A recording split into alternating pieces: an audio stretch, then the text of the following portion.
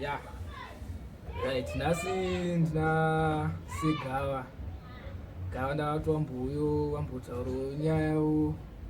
mino pane nyaya yakambonetsa some years back nyaya dzemari saka nasi ndamboti mbuyo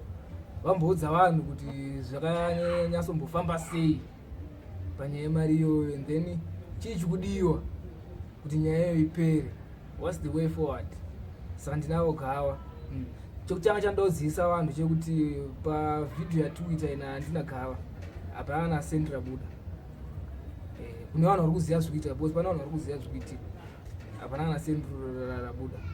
pavhidhiyo yatwitter. Saka ndina seGava ndichange ndichivabvunza hangu mubvunzo wandenge ndichivabvunza vanenge vachindipindura. Yeah, Mr. Gava.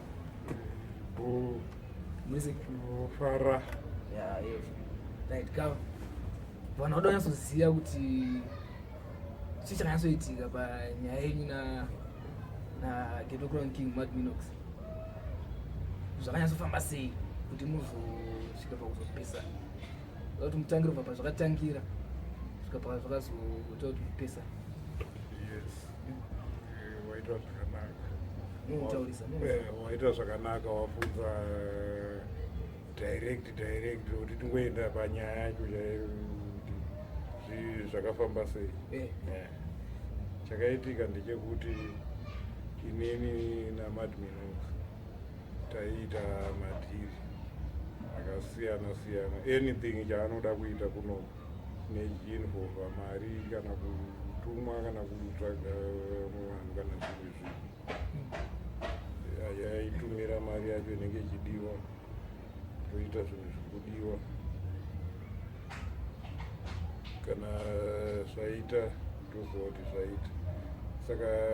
nekufamba kwenguva akazoitawo idea yekuti ndigarewo ndiine mari inini. Okay. Ndisabroke. Vandibudisira mari $600. Kanzi order beer. Okay. Uchitengesa mari iramba iripo. Chitenderera. Madesa ndinozouya tinozoishandisa. Okay. Sekudaro izvozvo ndaorder beer zvishu 20 crates. Zvese nemakreti acho nemaemti acho. Ndatanga kutengesa mabhiya. Saka tichitengesa mabhiya manje. Problem yakanotanga pakuti price yemabhiya time yacho iyo. Bhiya rasinganetse kwakusina crisis kusina chii. Saka wairi order $14.50 crate. Uchifanira kutengesa $15. Saka kuno time yacho tatine mashabhina maimderere Wedzera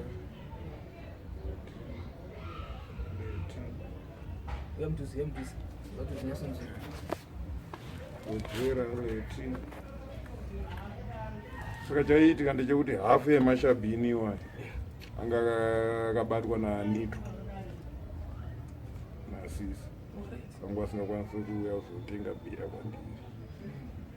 Saka inini shopu yangu yanga yakagaririra vanhu about 3 chete ukuona naMndere naWedzera naRoddie kwese vanga vari vanhu vaNito ukuona. Saka nepesi unoziva inenge ichifamba zvinhu kwakadaro ndepekuti ukabvisa kana kuti $10 pamari iyo yekuti kutaura zvezvinhu zvine 50 cents profit pacrate. Ukabvisa $10 watobvisa profit yezvinhu zvese zviri 20.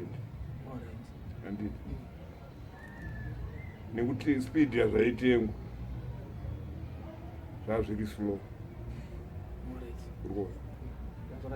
Saka mari yaitanga ichifa nekusenzesa kwandenge ichiitwa inini ichidai saka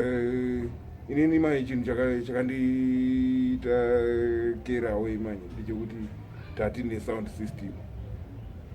yatairana futi namaro urikuona saka ndezvekuti pakatangodonha mari yekubiyayo haini ndakangoti still ndozongoti kana kuti after some months tikasenza sound ndongoinjecta futi mari ndodzorera futi kubiyawo ati patafamba tichidaro zvishuwa saka alright kungobvunza performance ameenda mberi mad Minox wachona iwa maiva update iri muchivaudza kuti haoneka ndozvikuitika handivaiziva kuti muita business rebia maivaudza kuti haoneka business rebia rakadhakwa saka dzimwe mari dzachona zvakuita zvingodhakwa chimaita muchivataurira muchitonzwanana tafamba tichidaro mari yaimbodzika zvishuwa ombosara kana kuti 8 crates 10 crates tikaita mashedzi business rangaiswa 600 US pachisara 8 crates aiwa kandu because nedziri 20 crates nedziri 20 crates pa800 was 300 inenge iri maempty 300 iri nedziri 20 crates waibata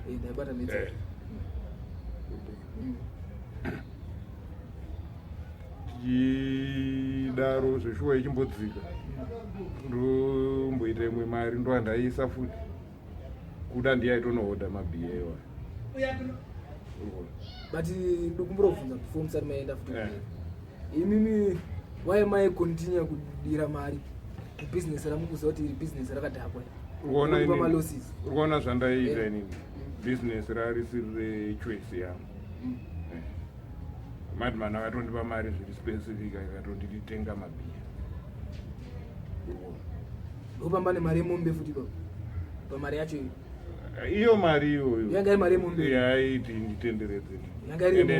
ende zvinhu zvakaiti zvekuti zvakaitika over almost tingangoti gore paanoenda haisi mari yekuti yakangouya bvayangonzi one day bvayaregera kuenda kwayaita yakatombotanga yambotenderera yakatofira mukutenderera imari yakatofira mukutenderera chitenderera chidhakwa saka inini ndasingaite hadi nayo because inini chandaida ndichoti irambe yakamira yakadaro ndichingopusha mamanzi aka ndichiita madhiramu saka ndisina kunyanyomupa pressure kana kumuti business rakadaro ini chandaiziva kungoti maintain irambe yakangomira yakadaro saka pakazoitika problem kudini kwangu after some months ndofunga unoiziva pakafa mwapana wakambouya kudini kwangu achirwara ombononoka kuvigwa mupana kuambonesa pandaburitsa mari about 120 towards financial zvekukweretwa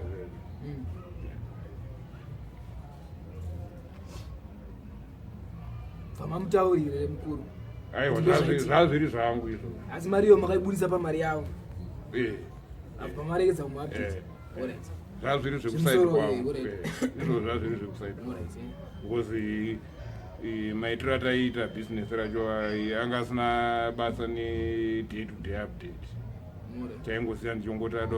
zvinhu zvongoti ada kuzongoti panouya mari yawo yose urikuona ndadaro ndaona kuti mabhiya akutonyanya kundionza mari andazvihodha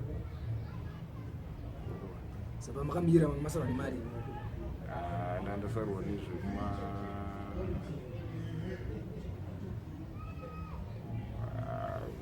100 and something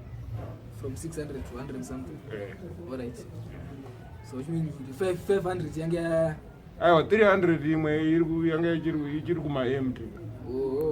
Alright, yeah. Maiti iri kumaemti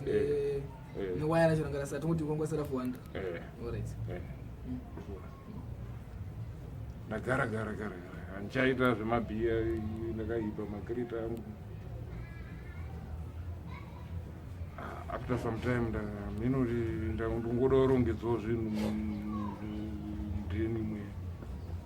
ndinodaiso makreti amusisina maemti mudheni meni mudheni makwenyu ari kutorwa mai achisiwa echibhokisi chete ari kurohwa pasi pedyo mabhokisi akagarira zvoti onenge uchingoona mabhokisi kauchiti zvinhu zviri ndinodaiso ndikuona over 10 crates zvazvo maemti box zvingofamba zvinhu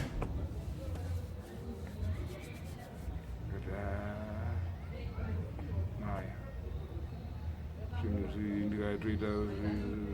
zvekunonoka zvinogona kutopedzera pasisina chiripa pandatora maemti aya andanatengesa ndikati beta ndibate yake iri mari ndabata iri mari paipai ndasanganisa neimwe yange yasara bicha 100 something kuma 280 290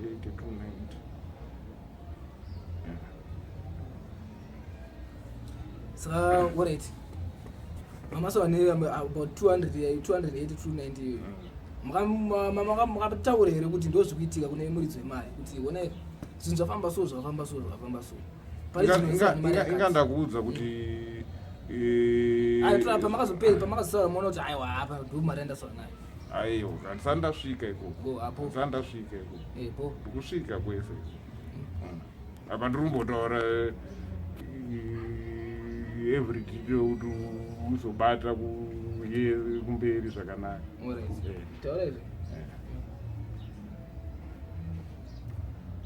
ndabata iri mari paipai taita function taiwana mari paipai tikudiwa kumount upden uko Zifa village kune maelection apresident pakaningirina pakaelektwa chiyangwa kani toda mota toda chichi maexpense kuti tiite izvozvo ndaburitsa imwe mari pamari iya taenda kumaelection kwekwe tanodai so zvaitwa bho zvafamba bho hatina kubhadharwa tadzoka kunoku taita madhezi tafambira kuzifa kuya zviri kunetsa tanoskonza hakune bhora kuti ravakadzi chichichi munonoridza kuti totsongokupai mari yenyu ka1 tawirirana tikuti new administration chiyangwa ndiya president hamari dzakufamba mushe tikupuwa hatichapuwa mari yedu tarova zveshuma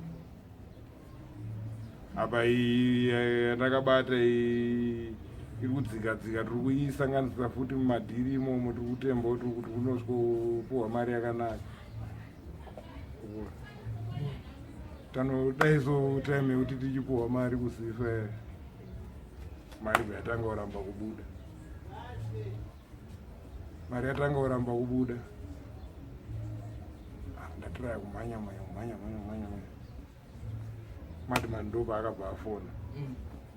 katichiita kuti mari yaite bonda padhuze kuda uchiti madhiri atange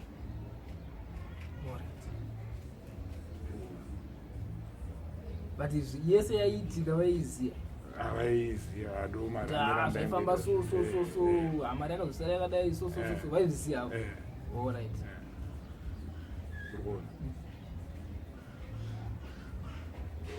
vatuma vambotuma tumi ndambotomupa 100 ndikati mira ndingobata vandamumisa babaita function yablamosi takaenda kuselusi white party vanoita futi tirire mari futi haikwanisa kukavha futi kudzora mariyo tarova basa mushe kana kuti handizondi madhvani kana kuti brand dzamalo kana kuti chii chakaiti malo kaatangoramba nemari yabuda mali ndiyanga kabata mariyo yekwabulamo vatoita pati kuna piri kwake kwaigara mari amaifanira kusheya taifanira kusheya apa inini medzi dzangu ndo mari dzangu dzandaiziva kuti ndo dzandichakavha zvinhu zvandaichiita daizo zvinhu zvatodhakwa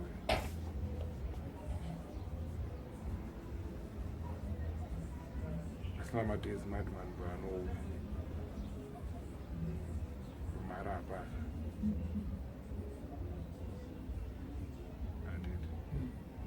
auya paipe hatina kuwana nguva yekutaura kana kuita sei abva ungoti kuzichava nemangwana acho anditi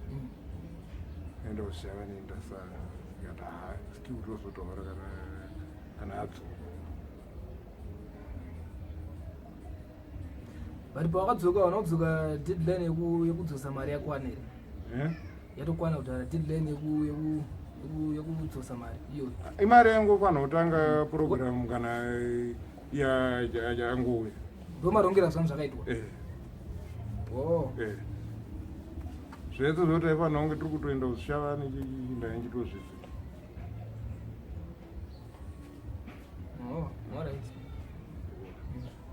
saka kubvira that time paakadzoka kuzishavani aimbotira kuda kutaura naye but airakidza maintentions ekusada kutaura nyaya yacho vanoti no inini sezvo ndiri kurong side ndikatonge ndakupuresa munhu hazviiti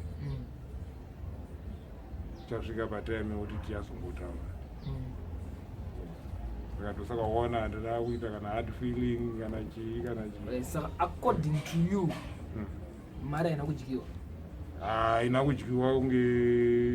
newei yekuti inofungidzirwa kuti ndokudyiwa kwakaitwa mari yakatofa mukutendereka mubusiness rakatoramba ende chakaafecta ndichoti business racho nini takaita wrong business patime isiriyo che zvazvisina mari zvebhiya tatisiri kana mufestive season tatobuda titori kuna najanuary february inopinda muwinter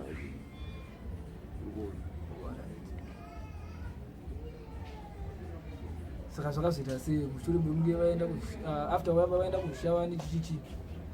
matadza kutaura nemunhu tadza kuudza munhu kuti zvakafamba sei chii chakazoitika kumberi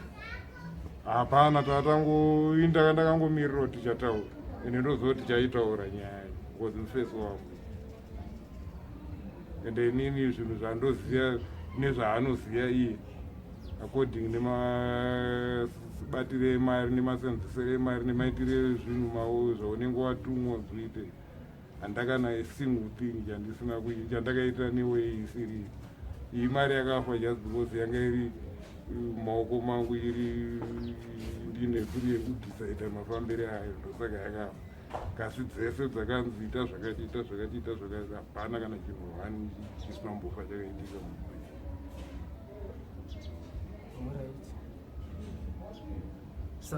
iwo kana iwo unozviziva kubvira uchiri mupane pana waisoka ndisiri ndaigara kana nemakiza ake mudheni wakambonzwa kuti pakaita kana anything missing kana chii kana ndimamtori close kwari besides close mutaura kuti pazvinhu zvake safe yazvanga zviri pane chinhu wani chakambonzika zvimwe zvacho handizofamba zvisina handizoziva because iwo pane zvawaiziva ndakagara takangogara tichingoita zviri straight zvinhu zvakangozviringika ipapo panyaya iyo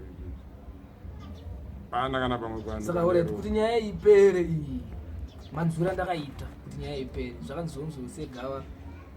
vari kufanira kumbira ruregerero kune hama dzaamai amai vakitokura mugogasi yangu mbuya wangu raChipoto kuregerero and then mari iyoyo iri kunzi kutodiwa ndo manzuro andakaitwe hanzi rutodiwa ndokutoti nyaya iyoyo ipere saka hameno kuti mukupa unoseiva katika zvinenge zvisiri fair kwandiri because inini handaifanira kunge ndiri munyaya yemari iyoyo yakarerekera kuhama dzavo kana kuti inini ndakapanana mari nemuvhesi wangu. Alright. Inini ndayakandipa mari yekuti enda unoti unopa hama dzangu kana kuti enda unotenga mombe yehama dzangu endakangonotenga ndakavaka. Saka mindiro yenyu iri kubhesa nekukumbira regerere iri kubhesa iri kubhesa nekuti mari iri kudzoka inoti haisi kudzoka kwaari inini mari yake ndoichida kuti ndiidzosere because handikafanira kuita kuti irove pamusana pekuti ndakaidya although ndichizoti handakuidya but imari yemunhu kaisiya inofanira kudzokera umuridzi wake because ndo yakakonzeresa kuti inofanira kudzokera and there are no true ways about it because imari yake yakaburidza saka pa600 makaendesa mari and hapana haina kutozomboenda haina tozomboenda yese because inini shoma yacho yandandinayo ndakabata inini paakauya yanga singachada kutaura ndopakabva ngoenda kuchavani vachinodairamba iri wandi saka ureti pane imwe mubvunzo wekuti wanaida kubvunza kuti why is it mimi makapesana namukuru wachona why majority vanhu vese vaiungana pana mukuru vakafara nazvo why unoziva zvinoitika kana ezvinoi zvausitsiri mwana mudiki unorida iwewe mudare wako unovaziva zvaunovaziva iwewe ukatarisa kana kuti munhu anenge ari close kwaari kana kuti ari close kwaari ezvinezvi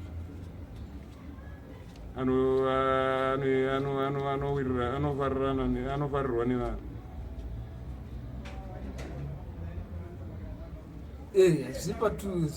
aiwa daira direct usati anonofarirwa anonovengwa usana kuti zviri pa2 anonofarirwa anonovengwa anoona saka zvinhu zvinoitika ndezvekuti so iwewe unofanira kuziva kuti kana uriwo unoopareta nemukuru pane zvinhu zvaunoisa decision iwewe ufanira kubvunza everything una uyu handiti saka madecision iwayo mamwe acho anaona unge utovakanganisa imwe yandakanzwa ndeyekuti zvonzo why vanhu vakanyanyofara vanoita hanzi Gava isagokora chichi yaivhurira vanhu panze chichi aiti hanzi kana kuti tomboti patumira kana kuti mari dzekuti vanhu vamwe mabhiya angasingatenge mabhiya chichi mukuru kana vadzokera amenoti haufa true isiti ndezvekunyepa situation yemazuva iwayo yanga yakatosiyana nezvakuitika mazuva ano time iyoyo vanhu vakatotumira mari kuZimbabwe kana kubvunza yemadhimani wacho kana nevanhu vacho vanga vari mumasekozi varotozika ronzi bhaironi nanhingi hakuna kumbobvira kukaita mari dzaingouya kunge zvakuitika mazuva ano but dzimwe dzaiuya hadzo dzese dzakauya dzakatoenda dzikatoitwa kuona nini zvazva zvakanakira hakuna munhu akafa akatumira mari asina kutaura namadhimani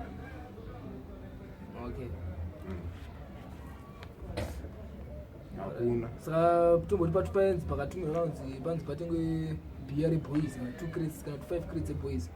5 crates dzaitengwa iwo unomboziva kuti vanhu kana atumira mari yake anogona kungokuudza kuti mwana nhingi nanhingi unozviziva ndozvaitika kana zviri izvo zvaitika mufanira kuziva kuti ndozvaitika kuti ukaona waisara ziva kuti pane zvawaisarira usanetseka inyaya yongoteerera zvinoitaura varidzi mari dzaiva dzine mazita